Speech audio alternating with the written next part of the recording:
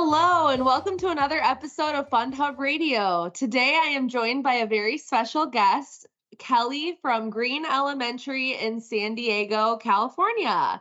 Thank you, Kelly, so much for joining us today. We're so excited to have you.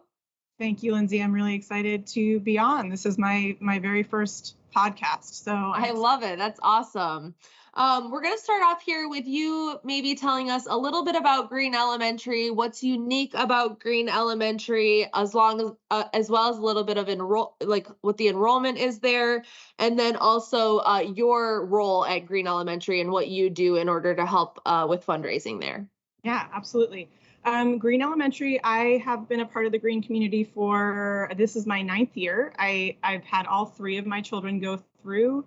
I have one more there that's going to be there in 5th grade. Green Elementary is super special because the community that we serve just really involved. And we have like a really nice mix of people. We have, people in the community, there's choiced in, and it's a public school. And it used to be, at one point, it was actually an athletic magnet. I think based on how we, the San Diego Unified sort of revised those guidelines, we are no longer sort of considered a magnet for I think it was actually for running. We actually have a big track. We used to have a huge swimming program. There was all of that sort of in the day.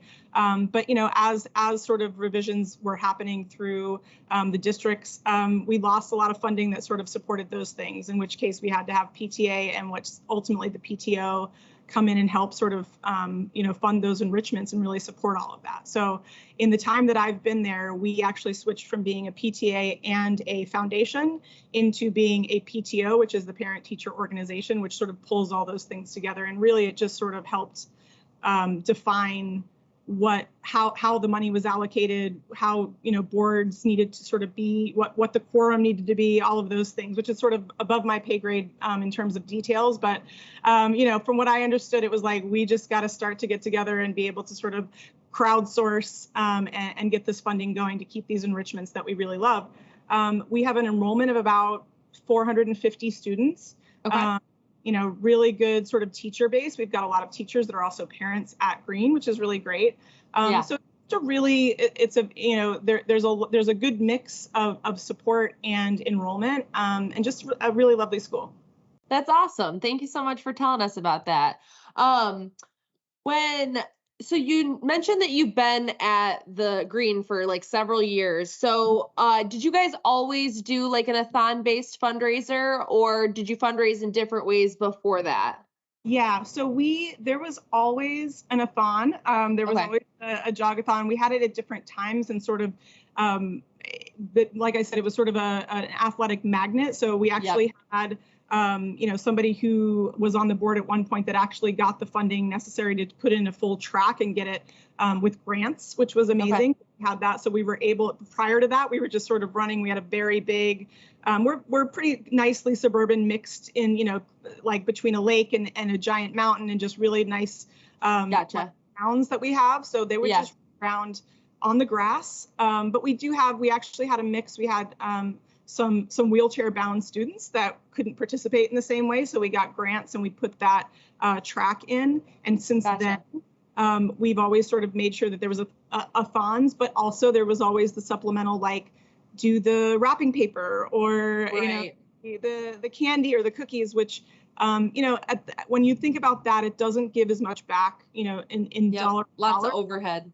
Lots of overhead, lots of annoyed parents that are just like, do I have to do these little like onesie twosie things? And so we were able to really, with the help of being able to streamline and create turnkey processes for the main fundraisers that we had. Those are primary ones, and sort of do without and do like a donation drive that would sort of say, if you don't want to do these wrapping paper, these sales, donate now. And that sort of helped a lot. So it really became 2 main fundraisers that we do a year. Okay, gotcha. And then so for the Jogathon, were you guys always using an online platform, or were you just collecting cash and checks? Or tell me a little bit about that. Yeah. That is sort of the impetus for why I think we're even on this podcast right now, is because it's a time where, 9 years ago when I started, it was very manual. It was lots of paper, lots of stuff sent home, lots of forms sent back. We did very quickly realize that we wouldn't do the lap-based counting because from a fulfillment and just a reconciliation for that was just not manageable, and really just help us be able to, I mean, I think there's something about being able to see real-time stuff going up, which again was done very manually, but we had some online presence. I think we started, when I took it on, there was we actually had an issue with the program that we had because it was sort of really perceived as almost like the way that it was laid out, it wasn't received well by the parents because it sort of looked more like, you're sort of buying children more than you are actually sort of like donating to a fund. I see. So those kinds of software and the perception to the parent base was really just not helpful, and it sort of made it like I think we raised the least amount that year. That was sort of the year before I took over. And once I took over, and I'm a very data-centric person, I sort of look at things as like, how can we control inputs? How do we control outputs? How do we manage the system in a way that really makes it easy to facilitate? Very transparent to everyone in real time, and a very efficient process, because if we're going to have to propagate a lot. So I took it over, and we had one service that it was classy.org, but it was at the time like 8 years ago when I think their flexibility was not as good, and it was flexible on the user side, which made it really bad in terms of reconciling data on the back end. Okay. We had people that were just sort of free typing stuff, and we said, and at that year when I looked at how to reconcile it and how much effort went into sort of having to take all of the manual stuff, all of the stuff that people did do online, and marry them together, because you had the same students sometimes doing offline and online, and that was a real problem trying to marry those together. And I said, as a yield manager, data-centric person, this is just not going to work for me. We have to control the inputs so that we know exactly what the outputs are going to be and how we can propagate all that. So that's sort of, we actually went to, I think we actually did 99 pledges for a few years. But that was sort of, while it was great to sort of manage the inputs, and keep it simple. And what that actually learning curve did for us for the few years that we used it was say, if you create something turnkey that you can hand over to users, they will use it. If they will come, right? Like it was definitely something that was the least amount of work that they have to do from either a manual standpoint or even building their own page. They will just, if they just send out a link, it's great. And that's what sort of brought us, I think, between the crossover of we had to do a virtual jogathon for the pandemic. Right.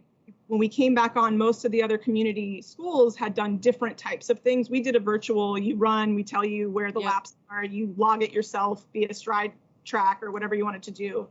And then we saw other people doing different kind of athons, and we would just see this FundHub, like get moving. And we're like, what's that? Like, sort of, so we're all kind of crowdsourcing information and being, like just tapping into different brain trusts in the neighborhood. And FundHub came to my attention because I said, okay, well, can I still upload a roster? Can I still control the way that the information's going in? Is there privacy behind it? Yes. Can we still, and actually, does it take it one step further and make it so you can make family pages? Because we had goals for families. So it wasn't just like individual goals. It was an easy way to make it together. So basically the ability to control and then to enhance that experience with FundHub, that's what FundHub brought between those iterations. That's why it just sort of, it took off. We went, I think, from being like 90-10, right? Like most people were handing in forms with money and checks and cash and change. That all came in that way. I love the change. Yeah, we are now 90-10 the other way, right? I love it. It progressively went from like manual, just like paper, to everything is online, and we can watch it just tick up and sort of be able to sort of create those incentives. Absolutely. And just being able to have that reach too. I mean, of course, grandma in Arizona may be able to get her cash in an envelope in the snail mail in time, hopefully. But if you have the online platform and she's able to just see cute, Lindsay's face on the webpage, that's going to make her want to click even more and just, be able to donate instantly. Absolutely. We actually had people, we are very, as a school, we are very conscientious of, equity and being able to make sure that there is a pricing level for every student, whether you are raising money and whether you can raise money, whether you can't.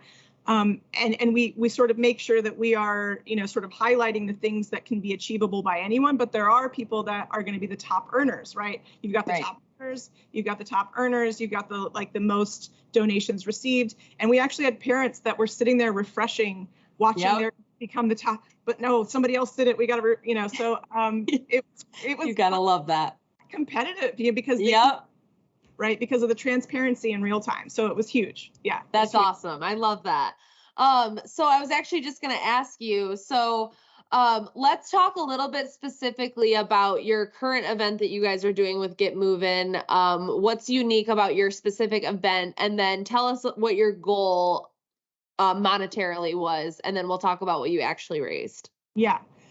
So basically our past jogathon, right, which was, again, just to watch the progression of stuff really just grow and grow and grow and catch momentum is amazing. So we did our jogathon, and it was actually, we do it in November. So it was November of last year. We're planning again to do it for November. We're already getting stuff set up. We're going to get our account registered and get all that once we get a roster, which school starts on Monday. So I was just going to say, it's back to school.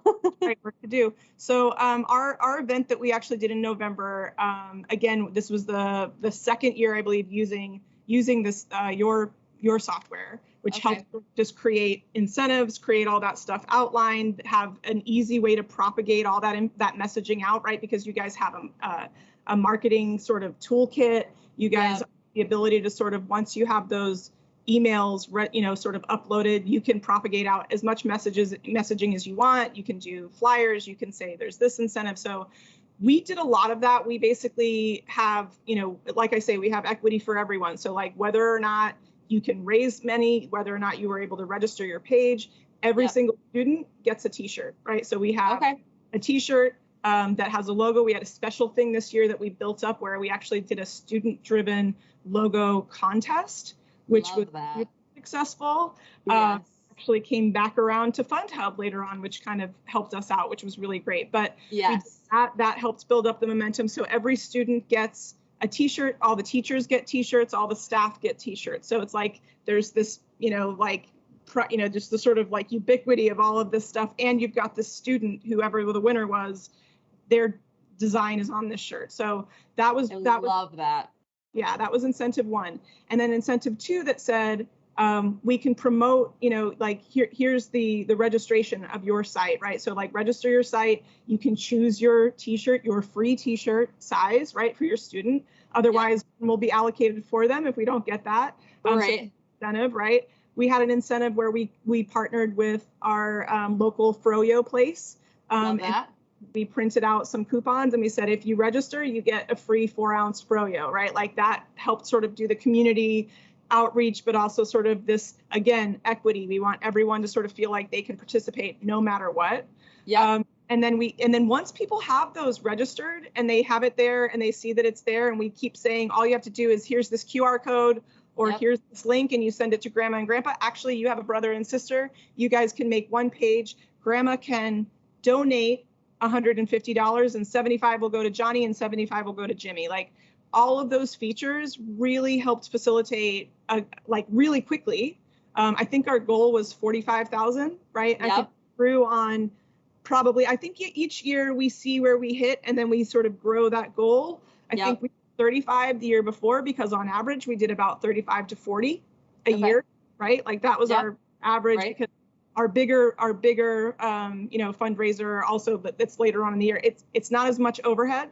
Jogathon by far is, grassroots, much more high performing. But we basically had this baseline for our Jogathon. And this year we blew that out of the water. We raised at the end of the day, after all was said and done, almost $80,000. So that is crazy. It's like almost doubling your goal.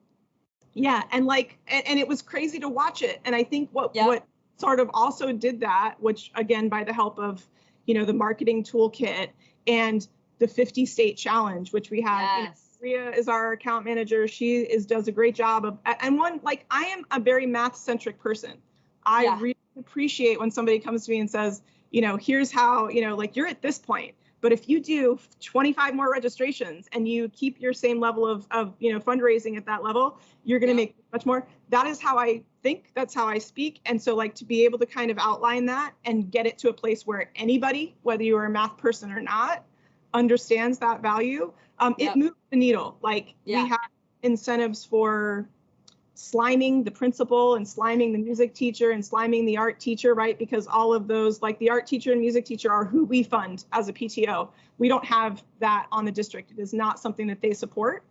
So we actually have to raise that entire salary, essentially, although they're not on our salary, but we have to raise that amount of money to secure that program, the entire program, art and music. So we said, hey, art and music teacher, we're doing this to fund you. Do you want to be the one that gets to, and then like from there, we just keep throwing stuff at the wall to be like, does this work? Are people engaged with this? Do they like this when we do our announcements at Courtyard, right? And we say like, oh, and they go nuts. And then like for them to actually, we say, okay, here's your other incentives. Like if you get in these tiers of fundraising, your name will go in a hat and you get to be the one that's drawn to be able to slime the principal, right? Like, to pour it, it's so much fun, and it's like zero overhead to slime. I love that. Yes, you know what, I am so happy to hear you say all of this too, because I've spoken on almost all of the podcasts that I've done.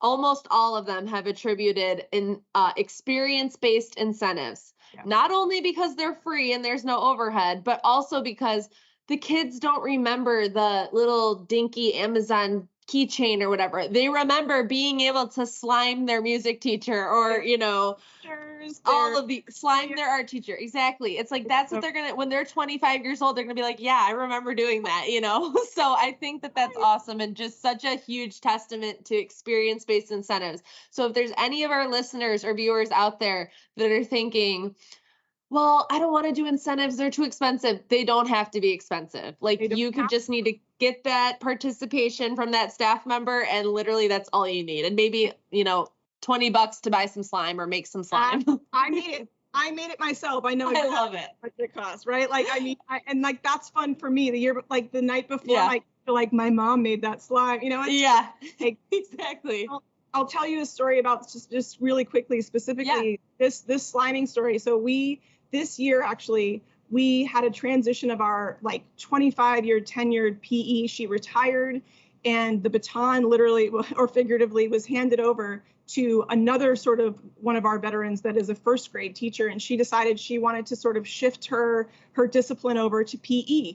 And so she, got a program together, and we have to fund PE as well. Like, there are staff members that are on staff, but like in terms of the peripheral items that go with new equipment, all of those things, like doing offsites or any of that, like we fund that. So when this transition happened, it happened in the middle of the year, and we actually weren't able to get our music teacher who agreed to be slime, but we couldn't get him that day.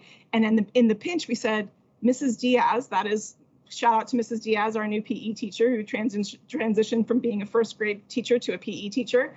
We said, she wasn't prepared. We said, can you do this? They would love it. The kids would go nuts. She said, let me call my husband. We'll get clothes. I don't know. I wasn't ready like that. And we said, let's do this. She said, I'll do it.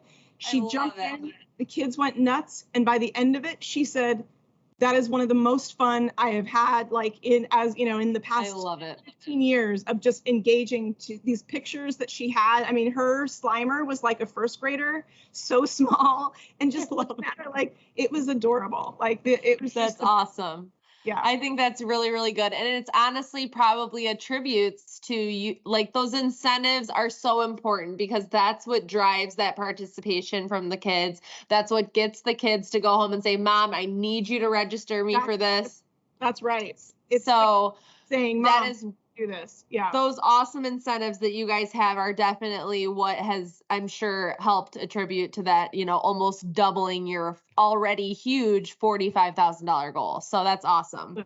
So I love that we got to spend a lot of time on that. So I want to hear, what do you guys use? I know you kind of mentioned art, music, and that kind of stuff, but are there any other things that you guys kind of use those funds for other than those, specials or art and music and PE?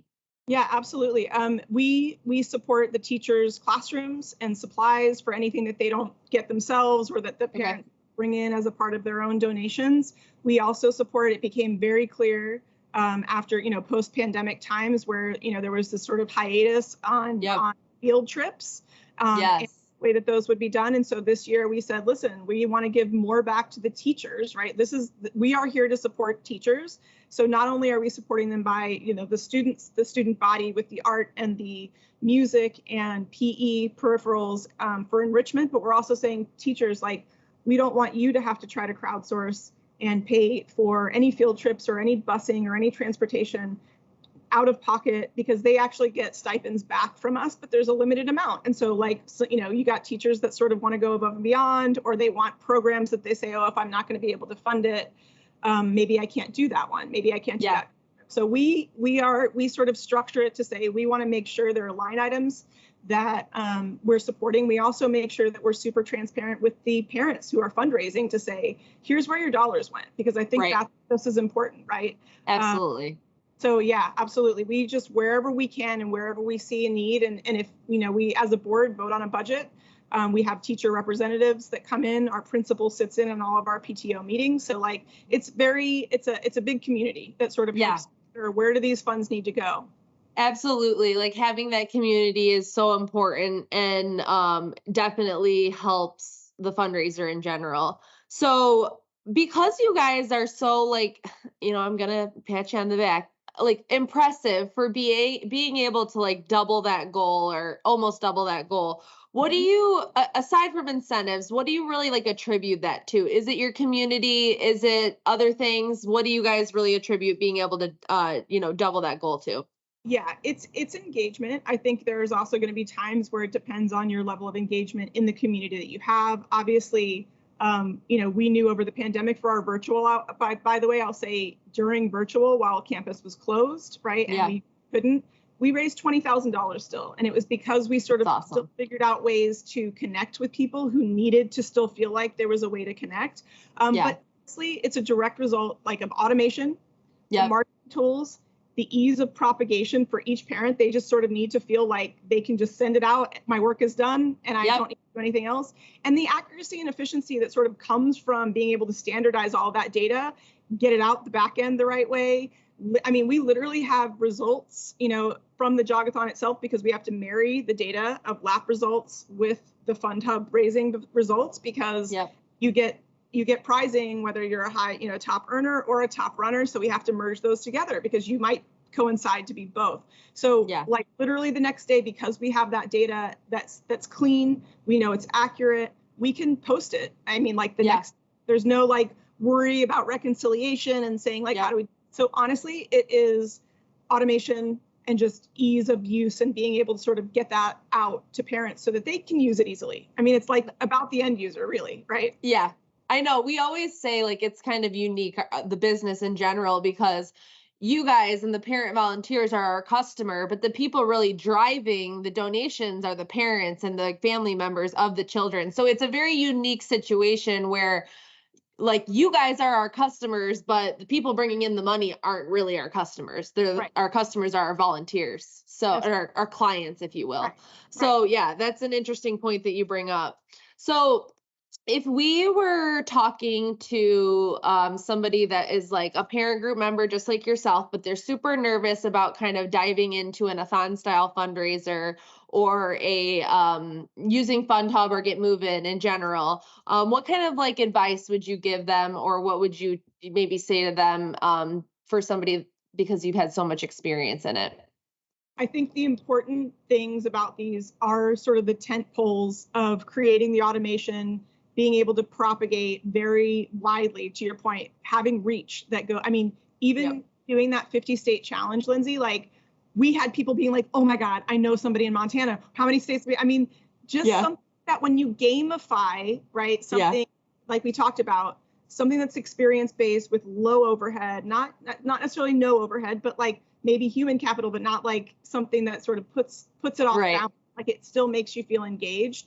But get your tent poles, like, control the data going in, meaning, because it helps you on the back end and it helps the parents that are receiving it go, oh, I'm taken care of. Like, my stuff's in there. I know it's going to be accurate. I'm not worried about them not reconciling my data, or my donation didn't go to the right place? And Yeah. is there any, like, you create a safe sort of like, system that allows for the trust to be built between the parent who's fundraising or who they're sending it to get the fundraising. Because it's not, as it's grandma, it's uncle, it's aunt, it's friend. Right? Create that and control that data going in so that you know that it's going to be clean. You know that you have every single student, that you are representing everyone, and then it's going to tie out on the back end as well. So once you get the integrity of that data and then accessibility to be able to sort of make sure that you have email addresses that are approved by the parents, right? They're handed over.